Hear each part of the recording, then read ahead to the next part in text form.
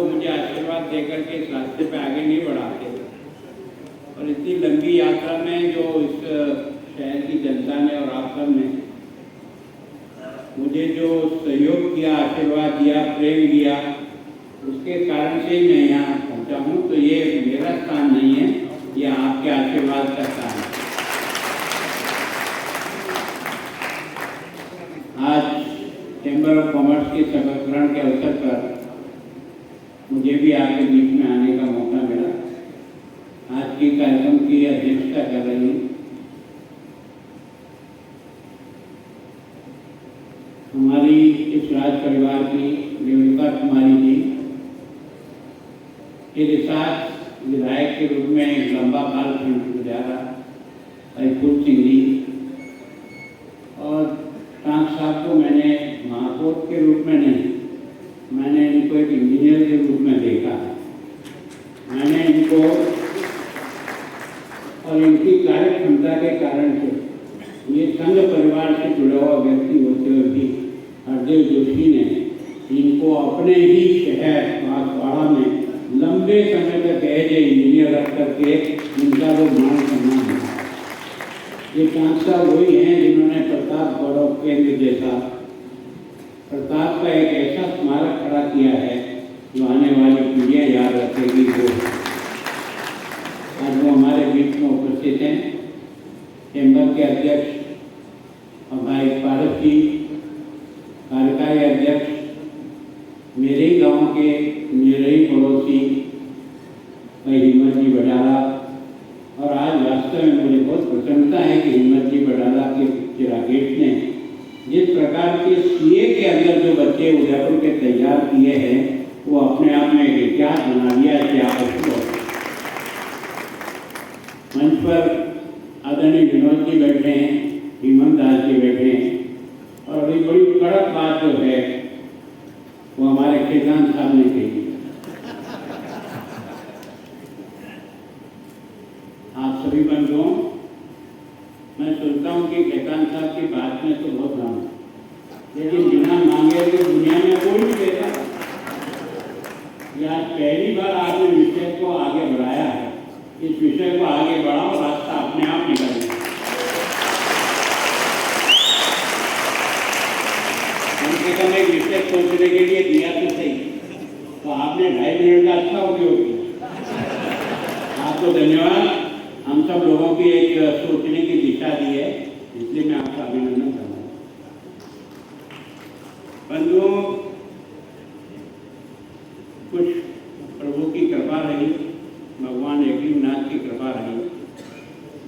इस मेवाड़ के इतिहास ने आपको और मुझे मेवाड़ वासी होने का गर्व देश और दुनिया में दिलाया है। उस धरती के आप और मैं रहने वाला।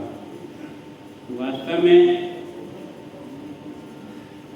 इस व्यापार जगत को भी आगे बढ़ाने के लिए जो जो आवश्यक चीजें हो सकती है वो हमने करने का प्रयास है। मैं सोचता हूँ ये पहला शहर है जिसके चारों साइड से 4 लेन आकर के इस शहर को टच करें, चारों कोनों।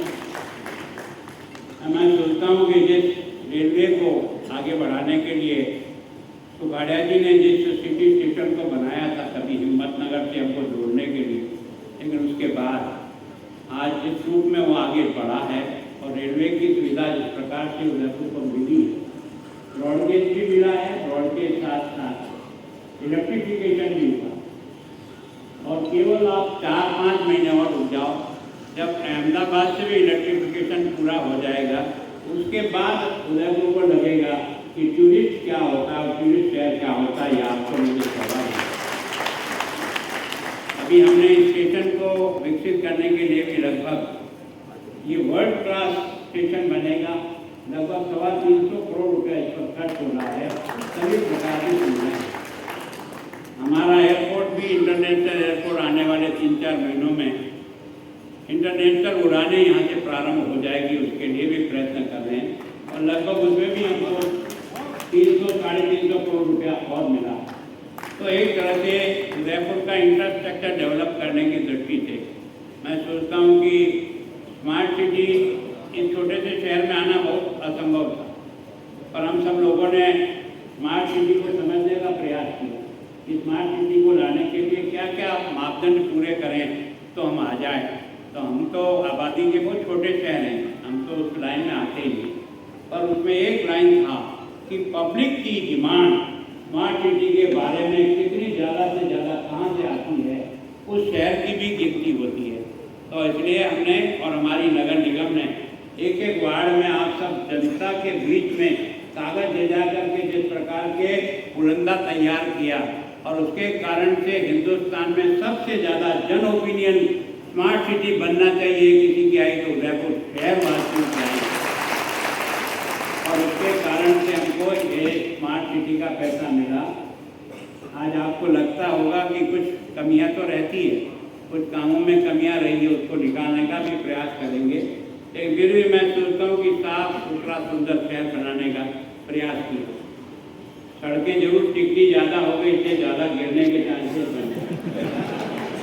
कोशिश कर रहे हैं किसी मशीन को ला करके इसको वापस रब करें, जिसके कारण से इसके खुरदरेपन के कारण से ये जो घटनाएं हो रही हैं ये घटनाएं न हो।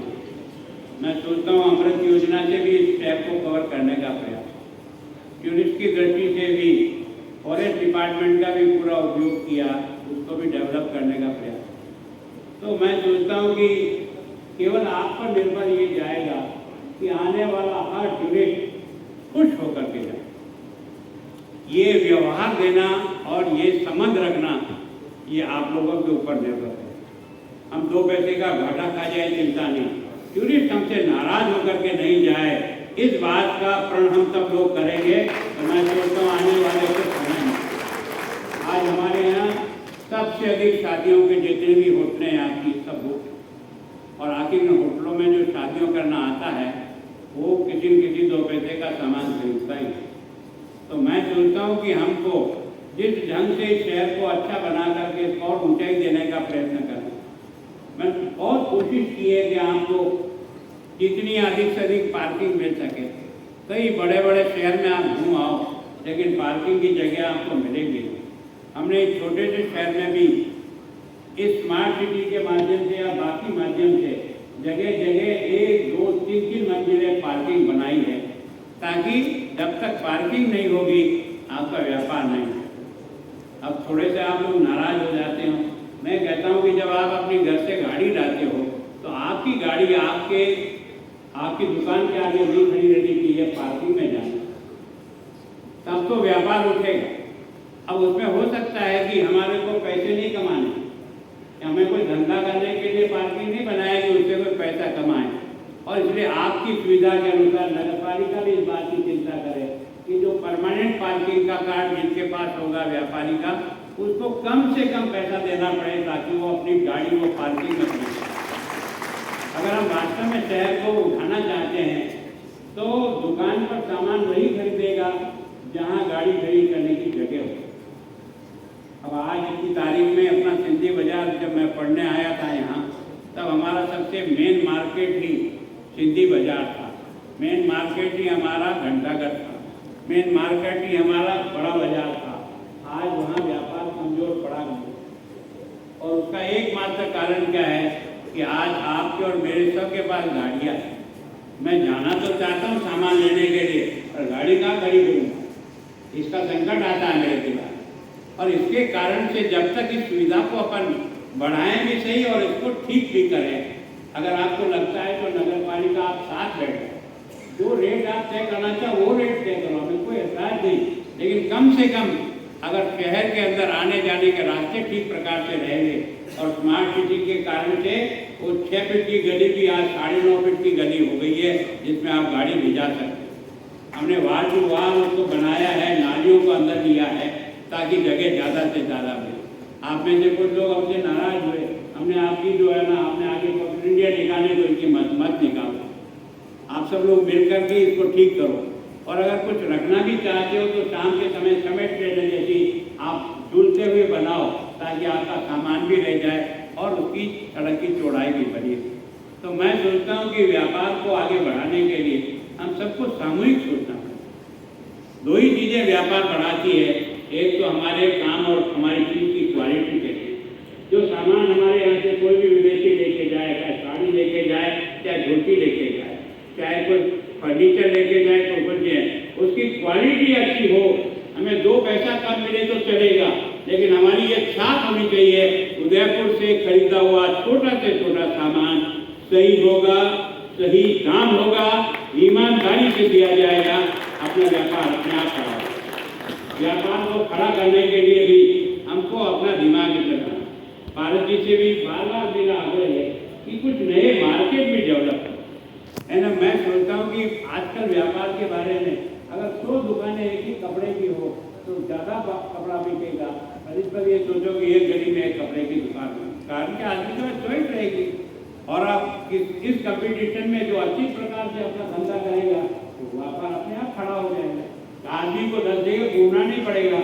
आज मालदा शहरी में व्यापार कैसे खड़ा हो गया? हमारी सब माताएं बहनें शादी के सब कपड़े लेने के लिए मालदा शहरी में जाती है। क्यों जाती है?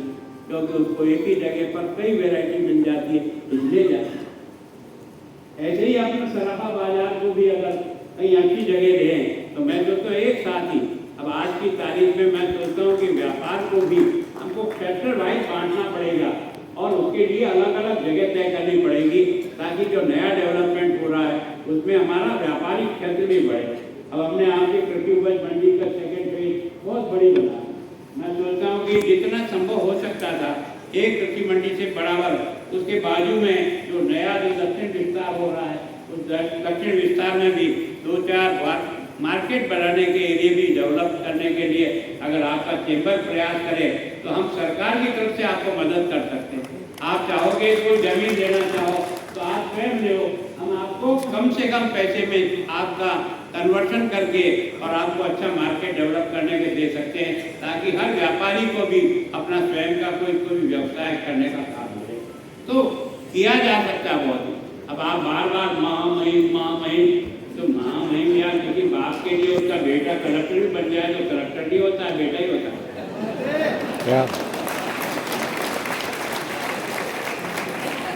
क्या बदल जाता है? नहीं बदल। मैं सोचता हूँ कोई बदलने का सवाल नहीं। मेरे पर जो कर्जा आपका है ना, मैं चाहे जितनी भी सेवा करूँ तो भी आपका उदयपुर की जनता का कर्जा नहीं होता। मैं देवड़ा गांव का ये हिम्मत जी जानते होंगे मेरा घर कैसा था और मेरा परिवार कैसा, ये जानता है, क्योंकि बड़ी हवेली है, मेरा पास में टूटा मकान है ना। उस बालक को भी आपने पाल पोस के बड़ा किया, योग्य बनाया है, और इसलिए आपकी योग्यता के कारण से मैं जो कुछ कर पा रहा हूँ वो आपके आशीर्वाद से करता हूँ। मैं कोशिश करूँगा कि उदयपुर और मेवाड़ का नाम जहाँ भी मैं रहूँगा मेरे काम के कारण के लोग जाने कि मेवाड़ का व्यक्ति, मेवाड़ की अपनी पहचान है, मेवाड़ का अपना एक मान और सम्मान है। विदेश में जाते हैं ना तो केवल मेवाड़ के देने से लोग चरण छूते हैं। अपन महाराणा प्रताप नहीं है और उनकी धरती पर पैदा हुए लोग जरूर हैं, जिसके कारण से आपको मुझे इतना सम्मान है। इस धरती ने बहुत सम्मान काम किया है, दुनिया का कोई नहीं कर सकता। मैं आपको गारंटी से कह सकता हूँ, मैं जब पढ़ता हूँ कि पन्ना धार जैसी एक साधारण सी महिला मेवाड़ की मान शान और सम्मान बचाने के लिए अपने बच्चे को अपनी आंख के सामने कुर्बान करती है और 2 आंसू भी निभाती है, ऐसी कहीं पैदा नहीं। इस धरती की बड़ी विशेषता है, यहाँ का बड़ा गौरवपूर्ण इतिहास है दोस्तों, इसका सम्मान देश और दुनिया करती है। तो मैं सोचता हूँ कि हम लोग अपने व्यापार के माध्यम से अपने पूर्वजों की इस छाती को भी आगे बढ़ाएं और अपने व्यापार के आधार पर भी लोगों को बताएं कि हमारा व्यापार करने का तौर तरीका कुछ और प्रकार का है। हम जिस प्रकार से अपने आप को इस क्षेत्र को उठाना चाहते हैं, ईश्वर हमारी मदद करेगा। मैं आज भी याद करता हूँ, लोग मुझे कहते रोज सुखाड़ा जी, अरे ये सुखाड़ा जी का अगर देवास योजना वाला प्रोजेक्ट 64 में तैयार नहीं होता तो आज अपनी झीलें खाली पड़ी रहती तो आप और मैं का दम तोड़ दें। आज अगर अपनी झीलें भरी रहती है ना, अप्रैल के महीने में भी 11 फीट पानी अगर पिपरा में रहता है ना, तो वो उस व्यक्ति की देन है जिसको हमने आगे बढ़ाने का प्रयास किया। इतना पुरानी सोच के आधार पर आज हमारे पास स्टोरेज है और मैंने बहुत प्रयत्न करके वसुंधरा जी से भी आग्रह पूर्वक सेकेंड देवास का स्पीकर कराया और मैं लगातार लगा हुआ था, थर्ड और फोर्थ भी उदयपुर को मिले। हमारे टाइम पे भी हमने देने का प्रयास किया, लेकिन उसमें अड़चने आकर के रुक गया। लेकिन मैंने गहलोत साहब को भी छोड़ा नहीं। मैंने कहा मेरा शहर, इस शहर को अगर वास्तव में तुम दुनिया का नंबर 1 का शहर बनाना चाहते हो तो तीसरा और चौथा देवास योजना भी आप दो, ताकि 50 साल तक इन झीलों को भरी रहने की व्यवस्था हो। उसके कारण से ये शहर उठेगा। यहाँ शहर आपको और मेरे को देखने के सारे इसकी सुंदरता को भी देखने के लिए आता है, इसकी हरी भरी को देखने के लिए आता है। तो अब मैं जब आसाम गया हूँ तो मुझे लगता है कि आसाम कितना हरा भरा, कितना खूबसूरत, कितना प्रकृति का एक सौंदर्य बिखरा हुआ पड़ा है।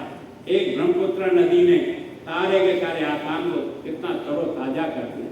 हमारे पास भी हमारे बाप दादा ऐसी झीलें दे गया। ये पहला शहर है, मैं दुनिया में इसी जगह घूम आया हूँ, जिसका पश्चिम का एक कोना गोवर्धनदास के कोने से शुरू होता है और ठेठ बड़ी तक पानी भरा रहता है। ये केवल और केवल आपका मेरा है। हमारे पूर्वजों ने जिस प्रकार से पानी का उपयोग किया, कौन सा पानी किसमें जा रहा, कौन सा पानी किसमें जा रहा, इसका इसमें, इसका इसमें, इसका इसमें, लगातार एक के बाद एक किस तरह से वाटर कंजर्वेशन का उन्होंने उपयोग किया उस जमाने में, उसके कारण से हमारे पास प्रकृति ने बहुत कुछ दिया है। केवल हमको अपना मन बनाना पड़ेगा। जब व्यवसाय करें तो ऐसा, आप और मैं भी किसी व्यापारी को ढूंढने जाते हैं, यहाँ 1600% मिलता है भैया, मैं हर बार जाऊँगा उसी दुकान पे जाऊँगा, क्योंकि हम विकसित नहीं। व्यापार बढ़ता है अपनी चीज़ की क्वालिटी के आधार पर, अपने व्यवहार के आधार पर, अपनी ईमानदारी के आधार पर व्यापार आगे बढ़ता है। और मैं सोचता हूँ हमारे व्यापार का 80% हिस्सा वो टूरिस्ट पे डिपेंड करता है। कितना ही शहर में टूरिस्ट को अपन क्षमता से इसको रोक सकने की ताकत हमें बने, उतना ही हमारा शहर है।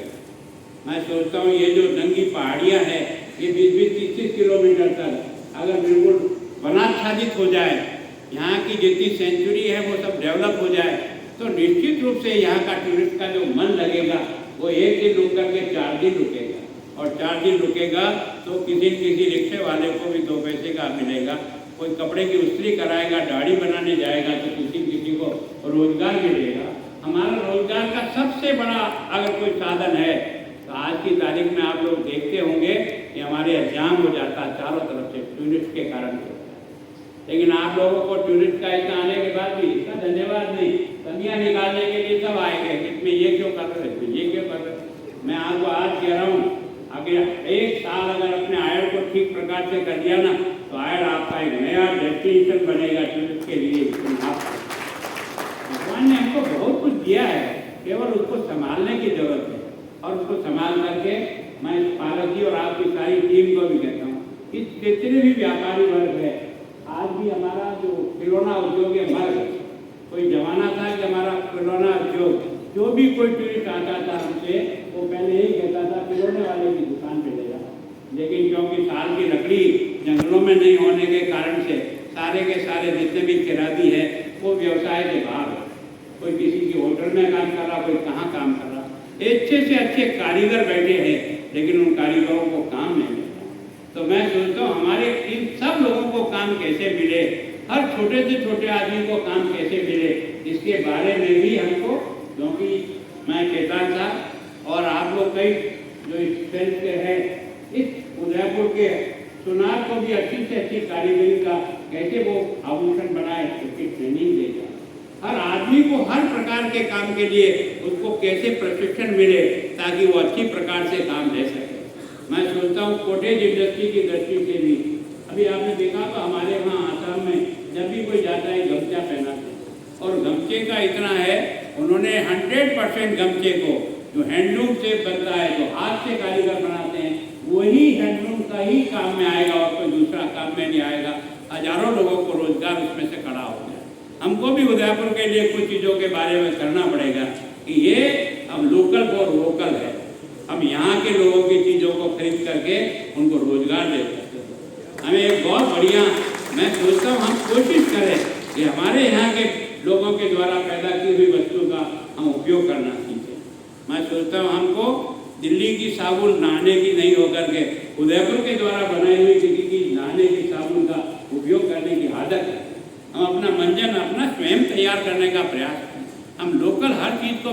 सकते हैं, लोगों को रोजगार दे सकते हैं। तो मैं सोचता हूँ केवल और केवल शपथ ग्रहण नहीं हो तो छोटी छोटी बैठकों के द्वारा व्यापार को उठाया कैसे जा सकता है, हर एक के काम को कैसे अच्छा बनाया जा सकता है, उसके लिए आपस में अपनी कसरत करो दिमाग की और उसमें से नई नई चीज निकालने का प्रयास करो। मैं वास्तव में इस राकेश को धन्यवाद देता हूँ। मैं कभी सोच ही नहीं पाया था कि मेरे गांव का एक बालक इतना बड़ा काम कर जाएगा कि बडाला कोचिंग के माध्यम से उसने इतने सीए अकेले तैयार कर दिया। अगर ऐसे 5 लोग और लग जाए तो मैं सोचता हूँ इस प्रोजेक्ट का नक्शा है। अब ये सब प्रयत्न करने से होता है। मैं सोचता हूँ हर फील्ड में हमारे पास ये 5 मेडिकल कॉलेज किसी शहर में नहीं है दोस्तों, 5 मेडिकल कॉलेज इस उदयपुर में, और मेडिकल कॉलेज के पढ़ने वाले बच्चों की संख्या 5000। क्या रोजगार नहीं? रोजगार है। अगर हम सब इन संस्थाओं को भी संभालें तो मैं सोचता हूँ हर संस्था भी रोजगार पैदा करती है। इन सबको तैयार करना पड़ता है, इनको आगे बढ़ाना पड़ता है। मैं आज मेरी भी पूरी परीक्षा इन्होंने की कि मैं फिट हूँ कि नहीं हूँ, बिल्कुल फिट हूँ। अगर ऐसे 9 बजे से आपने मेरे को जोता है अभी तक, और आप लोग भी जोत रहे हो, ये सब किसके कारण से होता है? आप सब लोगों का आशीर्वाद और प्रभु का आशीर्वाद होता है, तभी काम कर पाते हैं। मैं सोचता हूँ कि हम सब अच्छा सोचें, इस शहर को जितना अच्छा बना सकते बनाने का प्रयास करें, है ना। हमारा हर मंदिर एक तरह से कितना बढ़िया है। आपने देखा होगा जगदीश मंदिर से ऊपर वाला मंदिर, लेकिन क्या है कि हम उसकी सफाई नहीं कर पाते, है ना। वीर शिरोमणि जी का जो मंदिर है, एक एक चीज अपने पास इतनी है कि अपन नहीं कर सकते। अभी मुझे आज मैं उस गढ़िया देवरा के वहाँ गया था, जहाँ पहले लोग टट्टी जाते थे, जहाँ गंदगी पड़ी रहती थी। हमने उस कब्जे को हटाया और आज वह श्रीनाथ का मंदिर बनकर के जिस प्रकार की, और वो जो पानी मेरे को टच कर रहा है देख करके बहुत खुश हुआ कि अप्रैल के महीने में 11 फीट पानी भरा हुआ झील अगर मैंने देखी है तो पहली बार देखी है दोस्तों। हमारे पास बहुत गुंजाइश है, हम अपने काम को और आगे बढ़ाने का प्रयास करें और जितना हरा भरा शहर कर सकते हैं, जितनी नंगी पहाड़ियाँ दिखाई देती है, अगर उनको हम हरे भरा करने का प्रयास करें तो मैं सोचता हूँ कि निश्चित रूप से हमारा शहर और आगे बढ़ेगा। अभी आपने गोल्डन सागर को भी जाके देखना। मैं अरविंद सिंह जी का बहुत ही कर्जदार हूँ कि जब रिंग रोड बनाने का सवाल आया गोल्डन विलास का, तो उनकी जमीन उससे लगी हुई थी, मुझे रिंग रोड की जगह नहीं मिलती, तो मैं गोल्डन सागर को कैसे अच्छा बनाऊँ। मैंने कहा हजूर थोड़ी सी कृपा करनी पड़े, थोड़ी जमीन आपके हिस्से से हमको देनी पड़े, एक बार हम इसकी रिंग रोड बना देंगे तो ये मिनी फतेह सागर तैयार हो जाएगा। और आज मिनी फतेह सागर तैयार है। आप में से किसी को समय नहीं मिला तो जाके देखिए। आप केवल प्रताप गौरव को जाकर के देखो। महाराणा प्रताप को जीवित करने के लिए, महाराणा प्रताप को जन जन तक पहुंचाने के लिए हम लोगों ने किस प्रकार से छोटे छोटे कलेक्शन के आधार पर, आप सब लोगों की मदद के आधार पर, उस स्थान के आधार पर महाराणा प्रताप के जीवन को आगे बढ़ाया। आने वाला व्यक्ति वहाँ से कुछ सीख के जाएगा कि महाराणा प्रताप किसी महलों के कारण से महाराणा प्रताप नहीं बना, अपने स्वाभिमान की लड़ाई के लिए हर कष्ट को निमंत्रण दिया और उसका मुकाबला करके खड़ा रहा। प्रभु ने भी उसकी मदद की, उसके कारण से यशस्वी होकर के निकला। तो मैं सोचता हूँ हमारे पास बहुत कुछ है हमारे पास। कोशिश करें हम सब लोग मिल करके उसको कैसे अच्छा बढ़ाए। यही बात कहकर के आप सब लोग भी भूखे भी हैं, मुझे बताया जा सकता है, कईयों का ध्यान उधर जा रहा होगा मैं सोचता हूँ, लेकिन आप सब ने जो मुझे प्यार दिया, सम्मान किया, मैं आपको यकीन दिलाता हूँ मैं आपका सर ऊंचा रहे, कभी झुकने नहीं दूंगा अपने किसी काम में। कोशिश करूँगा।